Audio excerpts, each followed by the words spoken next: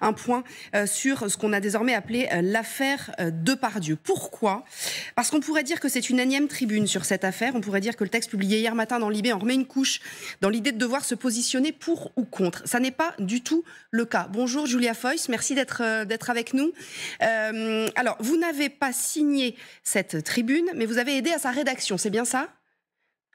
Oui, on va dire qu'au tout début, quand les humoristes GC et Mahodrama ont voulu, à leur tour, rameuter du monde pour intervenir, pour dire en fait un peu de note in my name, c'est-à-dire que cette histoire de Pardieu rend la France fière, ça va pas être possible, on va pas pouvoir laisser dire ça. Ils m'ont contacté parce que ce sont des gens avec lesquels j'ai l'habitude de travailler et j'aurais donné un petit coup de pouce, mais après l'essentiel du travail, c'est eux qui vont faire. Oui, c'est ça. Alors, vous signez un texte dans le même journal aujourd'hui, dans Libé, on va en parler dans une seconde. Je voudrais d'abord qu'on revienne juste une seconde sur la tribune d'hier, donc où on voit un certain nombre effectivement de personnalités, pas uniquement du spectacle, hein, qui s'expriment, enfin en tout cas qui signent. Cette tribune, elle a le mérite de remettre, si j'ose dire, l'église au centre du village. L'idée, dites-moi si je me trompe, c'est de dire que la qualité d'acteur, la qualité de monstre sacré de Depardieu ne l'exonère de rien, c'est bien ça ? C'est ça, c'est-à-dire que la spécificité française en matière de viol, c'est qu'on a l'impression quand même que quand on est un artiste, on est dans une espèce de bulle où on n'est pas soumis aux mêmes lois, aux mêmes droits que les autres. Je vous donne un exemple. Demain, quelqu'un de votre entourage, ce que je ne souhaite pas évidemment, est violé par son plombier. Vous l'appellerez pas chez vous pour vous réparer la tuyauterie au prétexte que ça sera un excellent plombier.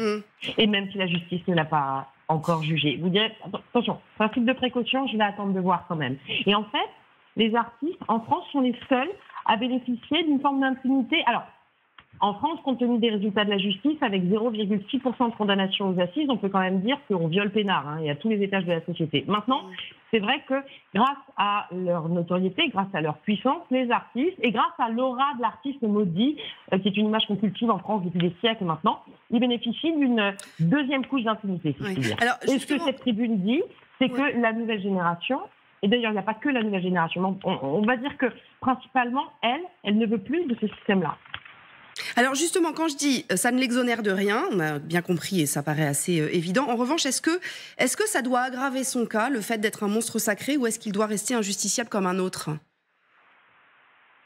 Il serait un justiciable comme un autre, ce serait déjà pas mal.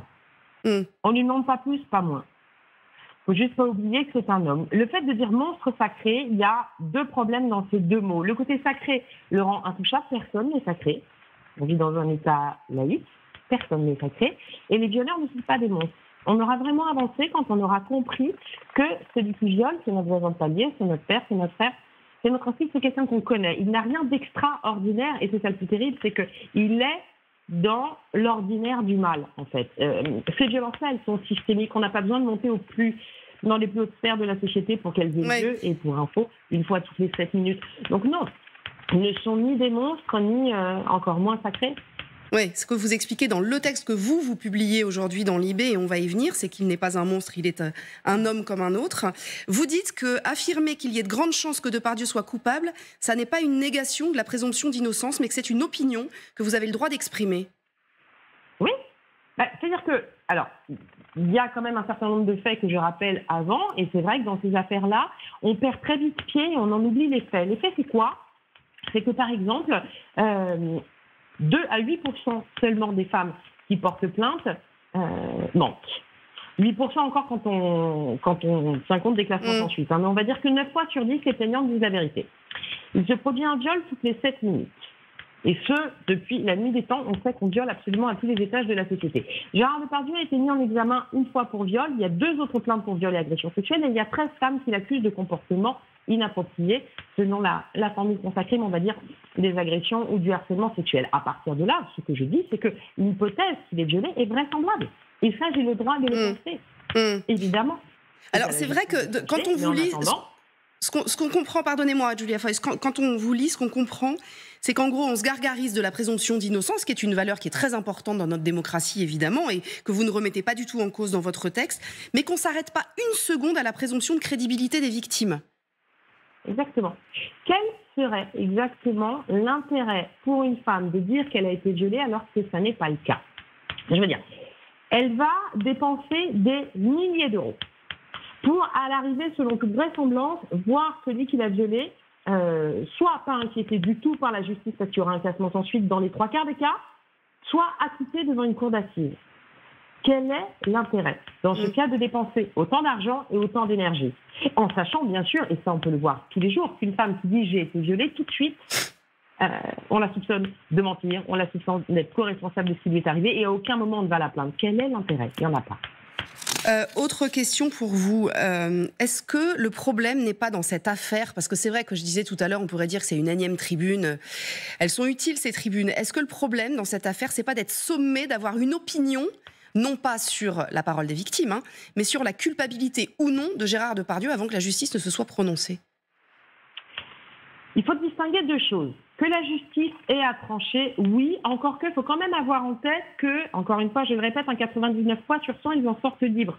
Donc il faut aussi que la justice fasse correctement son travail et aujourd'hui, en France, ça n'est pas le cas. Mais disons qu'on peut la laisser travailler. En revanche, ce qu'on est sommé de faire aujourd'hui, compte tenu de ce qui se dit, de ce qu'on entend depuis 7 ans, c'est oui d'avoir une opinion sur ces questions-là. Je veux dire de manière générale, il ne s'agit pas d'envoyer Depardieu en prison, je n'ai pas le pouvoir de le faire. Donc je ne l'envoie pas en prison. En revanche, je peux considérer que dans ce pays, quelque chose dysfonctionne gravement, et c'est-à-dire que le corps des femmes n'est toujours pas, est toujours considéré comme appartenant à l'autre sexe, parce que principalement les victimes sont des femmes et les agresseurs sont des hommes. Je pense qu'aujourd'hui, la neutralité n'est plus possible. La neutralité dans un système de domination, c'est mathématique. À partir du moment où on dit je suis neutre, on donne une voix pour les dominants. Alors ma question, c'était pas de dire un homme a le droit de disposer comme il veut du corps d'une femme, évidemment. Enfin, je pense pas que grand monde soit complètement d'accord avec ça. C'est de se prononcer. Alors, pardon, je vais être sans doute, je veux pas choquer les victimes, mais pour qu'on comprenne bien ce que je veux dire, c'est en gros, t'es team Depardieu ou t'es team pas Depardieu, quoi. Enfin, vous voyez ce que je veux dire? Je me prononce. Non, mais bien sûr, il est innocent, bien sûr, il est coupable. C'est pas ça, c'est pour ça que je vous ai répondu en 2 temps. C'est à la justice de trancher, c'est vrai, encore faut-il qu'elle fasse correctement son travail, et ça, on n'en a pas l'assurance. Maintenant, moi, comme citoyen ou comme citoyenne, bien au-delà de l'affaire Depardieu, il est grand temps que je me positionne. Qu'est-ce que je fais pour que ce système-là, dégueulasse, s'arrête, quand il se casse la gueule? Et là-dessus, la neutralité n'est plus possible. Oui, d'accord. On comprend ce que vous voulez dire. Dernière question, toute dernière, et après je vous laisse, Julia Foyce. Mais vous dites à un moment, il y a une phrase qui est intéressante aussi dans ce que vous écrivez dans Libé aujourd'hui. Vous dites Gérard n'a pas violé parce que Gérard ne peut pas violer. Je reprends ce que disent les gens qui le soutiennent. Attention, hein, pardon. Gérard n'a pas violé parce que Gérard ne peut pas violer. Pourquoi? Parce qu'on l'aime, Gérard, ou qu'on l'a aimé. Est-ce que vous en voulez, par exemple, au président de la République, que vous citez d'ailleurs dans votre texte, d'avoir dit ce qu'il a dit, c'est-à-dire d'avoir exprimé ce que certains ont estimé être un soutien d'ailleurs à l'acteur? Terriblement. Je lui en veux terriblement, et je lui en veux terriblement depuis 7 ans, comme beaucoup de femmes et comme l'essentiel, je crois, des féministes. Il y a 7 ans, j'ai eu la naïveté de croire qu'il s'intéresserait vraiment à ce qu'il a appelé une grande cause nationale. Force est de constater qu'il se fout de notre gueule, du début jusqu'à la fin. Et dire sur le plateau de c'est à vous, alors que personne ne le lui demande, de ne pas avoir un mot, pas un égard pas un regard même pour les victimes, et se sentir obligé de dire que Depardieu rend la France fière, c'est un nouveau crachat dans la gueule de toutes les femmes dans ce pays. Donc évidemment que je lui en veux parce qu'il a une responsabilité gigantesque et qu'en réalité il a donné un signal très clair à tous ceux qui voulaient continuer de violer pédophiles. Bon, en tout cas, c'est l'opinion que vous exprimez aujourd'hui dans Libération. Merci beaucoup, en tout cas, Julia Foyce. C'était important de vous entendre là-dessus, bien entendu. Et puis, reste à voir, évidemment, comment la justice va avancer, déjà, si elle peut l'avancer rapidement. Et puis, peut-être dire que le problème est aussi, sans doute, que l'on parle beaucoup de Depardieu, bien plus que de ces femmes qui ont porté plainte. C'est évidemment le postulat de base. Mille merci, en tout cas, d'avoir été avec nous.